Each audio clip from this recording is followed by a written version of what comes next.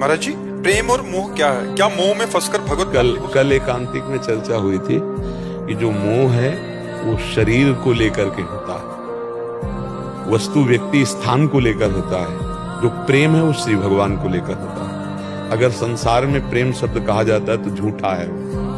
प्रेम का मतलब होता है तत्सुख सुखित्वम, उसके सुख में सुखी होना। ये कहीं नहीं मिलेगा आपको। अगर हम किसी से कहते हैं कि हम आपको बहुत प्यार करते हैं तो हम उससे सुख भोगना चाहते हैं, इसलिए कहते हैं। चाहे रुपए का हो, भोजन का हो, किसी भी तरह के सुख हो, बताओ हम उससे कुछ चाह रहे हैं। अगर हम कह भी रहे कि आओ खाओ हमारे साथ, तो हम कुछ सोच के, कुछ कभी तो काम आएगा।